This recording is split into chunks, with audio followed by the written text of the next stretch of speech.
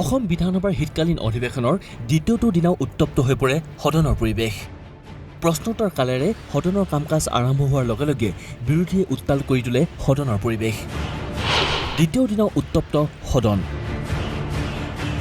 নিযুক্তিকৰ্মীক সদনৰ পৰা নিলম্বন। মাৰ্চেল লগাই অধ্যক্ষই সদনৰ পৰা বাহিৰ কৰে বিধায়ক ৰূপজ্যোতি কৰ্মীক। অসমৰ ভূমি বেদখলমুক্ত কৰাৰ বিষয়ত কংগ্ৰেছৰ বিধায়ক ৰূপজ্যোতি কৰ্মীয়ে প্ৰশ্ন উত্থাপন কৰি উত্তপ্ত কৰি তোলে সদন। নগা মিজোৰ অসমৰ ভূমি বেদখল কৰাৰ বিষয়ত সদনত প্ৰশ্ন উত্থাপন কৰি সদনত হুলস্থুলীয়া পৰিৱেশ সৃষ্টি কৰাত অধ্যক্ষই মাৰ্চেল লগাই সদনৰ পৰা বাহিৰ কৰে ৰূপজ্যোতি কৰ্মীক। যোৰহাট জিলাৰ টিয়ক থানা উদ্বোধন কৰিবলৈ যাওঁতে মই চাইকেলেৰে গৈ প্ৰায় 25 কিলোমিটাৰ চাইকেলেৰে গৈ প্ৰতিবাদ কৰি এখন স্মাৰকপত্ৰ দিছিলোঁ। নগাই অসমৰ মাটিত দলং নিৰ্মাণ কৰিবলৈ লৈছে, এই দলংখন উচ্ছেদ কৰিব লাগে। ছাৰ আপুনি গুৰুত্ব সহকাৰে ল'ব, DGP মহোদয় আছে, আপুনি আমাৰ কৈ দিয়ক, চিন্তা নকৰিবা মই দলং ভাঙি দিম। আজি এই চিন্তা নকৰিবা দলং ভাঙি দিম বুলি কোৱা 5 মাহ উকলি গ'ল, দলং নিৰ্মাণ হোৱা 9 মাহ হৈ গ'ল, আৰু মুখ্যমন্ত্ৰীয়ে চিন্তা নকৰিবা দলং ভাঙি দিম বুলি কোৱা জাতি মাটি ভেটি ৰক্ষা কৰিম বুলি প্ৰতিশ্ৰুতি দিয়া এই জাতীয় নায়ক যি উপাধি লাভ কৰা অসমৰ মাননীয় মুখ্যমন্ত্ৰীৰ দিনত নগা লোকসকলে অসমত আহি পেলাই দলং নিৰ্মাণ কৰি দিলে, কিন্তু বৰ্তমান বিজেপি এই চৰকাৰখনৰ কোনো কাণসাৰ নাই।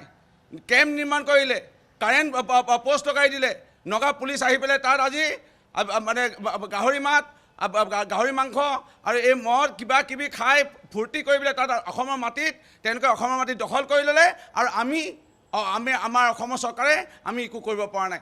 চাহ জনগোষ্ঠীৰ সংৰক্ষিত MBBS আৰু BDSৰ নাম ভৰ্তিকৰণত অনিয়মক লৈ সদনত সৰব হৈ পৰে ডুমডুমাৰ বিধায়ক দুৰ্গা ভূমিজ। চাহ জনগোষ্ঠীৰ তালিকা তেওঁলোকে লৈ আহিছে আৰু ইতিমধ্যে এডমিশ্যনৰ কুচকাচ আৰম্ভ কৰিছে। আবেদন যেতিয়া কৰে তেতিয়া এখন চাৰ্টিফিকেট দাখিল কৰে, আৰু যেতিয়া কাউন্সিলিং হয় তেতিয়া এটা চাৰ্টিফিকেট দাখিল কৰে।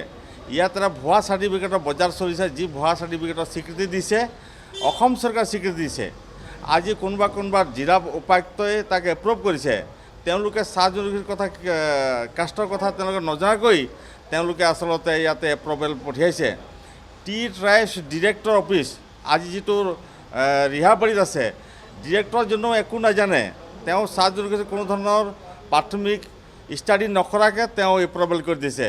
তাৰ ভিতৰত আমি 18 জনৰ ভিতৰত 12 জনেই, এই 12 জনেই আচলতে তেওঁলোকে ফল্ছ চাৰ্টিফিকেট লৈ পেলাই MBBS পঢ়িবৰ কাৰণে BDS পঢ়িবৰ কাৰণে তেওঁলোকে ইতিমধ্যে কুচকাৱাজ আৰম্ভ কৰিছে। আমি আজি তীব্ৰ প্ৰতিবাদ কৰিছোঁ। আমি মন্ত্ৰীক সুধিছোঁ যে এইসকলৰ কাৰণে কিবা আইনী ব্যৱস্থা গ্ৰহণ কৰা হ'ব নেকি।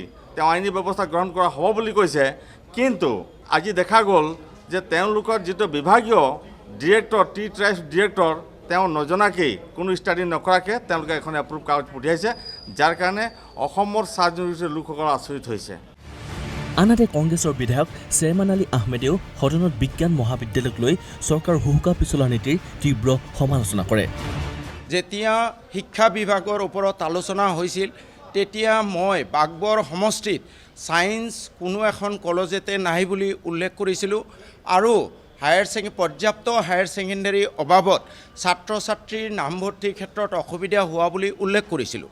আৰু সেইদিনাখন বৰ্তমানৰ শিক্ষামন্ত্ৰী মাননীয় হিমন্ত বিশ্ব শৰ্মা দেৱে দ্ব্যৰ্থহীনভাৱে কৈছিলে যে মই আপোনাৰ এখন কলেজত ছায়েন্স ষ্ট্ৰীম ইন্ট্ৰডাকশ্যন কৰিম, আজিয়ে কথা দিলোঁ, আপুনি এখন লিখি দিয়ক, এখন কৰিম বুলি আজিয়ে কথা দিলোঁ।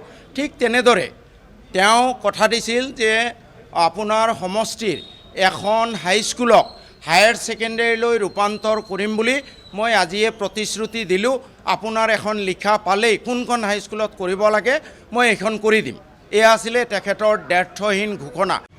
ভিডিঅ' জাৰ্নেলিষ্ট ধনজিতৰ সহযোগত ভাস্কৰ চুতীয়া ৰিপৰ্ট, ঈশান নিউজ।